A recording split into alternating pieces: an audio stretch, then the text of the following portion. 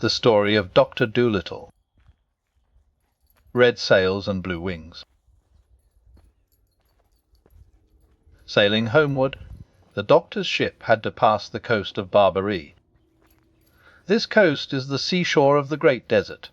It is a wild, lonely place, all sand and stones, and it was here that the Barbary pirates lived. These pirates, a bad lot of men, used to wait for sailors to be shipwrecked on their shores, and often, if they saw a boat passing, they would come out in their fast sailing ships and chase it. When they caught a boat like this at sea, they would steal everything on it, and after they had taken the people off, they would sink the ship and sail back to Barbary singing songs and feeling proud of the mischief they had done. Then they used to make the people they had caught right home to their friends for money. And if the friends sent no money, the pirates often threw the people into the sea. And now, one sunshiny day, the doctor and Dab-Dab were walking up and down on the ship for exercise. A nice fresh wind was blowing the boat along, and everybody was happy. Presently Dab-Dab saw the sail of another ship a long way behind them on the edge of the sea. It was a red sail. "I don't like the look of that sail," said Dab-Dab. "I have a feeling it isn't a friendly ship. I am afraid there is more trouble coming to us." Jip, who was lying near taking a nap in the sun, began to growl and talk in his sleep. "I smell roast beef cooking," he mumbled. "Underdone roast beef, with brown gravy over it." "Good gracious!" cried the doctor. "What's the matter with the dog? Is he esmelangy in his sleep, as well as talking?" "I suppose he is," said Dab-Dab. "All dogs can smell in their sleep." "But what is he smelling?" asked the doctor. "There is no roast beef cooking on our ship." "No?" said Dab-Dab. "The roast beef must be on that other ship over there." "But that's 10 miles away," said the doctor. "He couldn't smell that far, surely." "Oh, yes, he could," said Dab-Dab. "You ask him." Then Jip, still fast asleep, began to growl again, and his lip curled up angrily, showing his clean, white teeth. "I smell bad men," he growled. "The worst men I ever smelt. I smell trouble.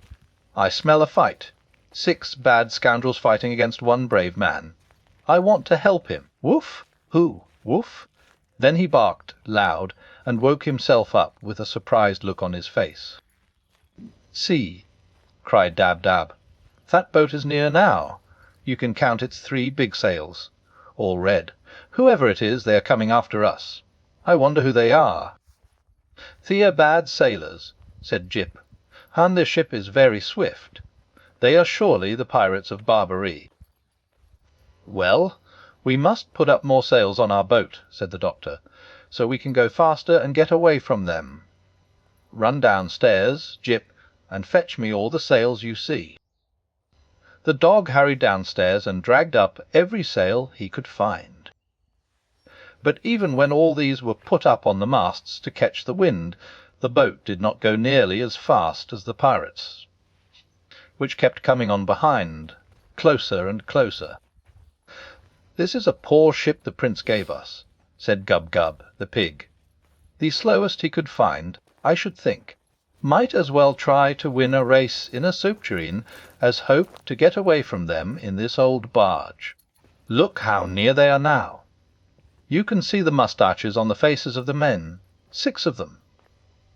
What are we going to do?"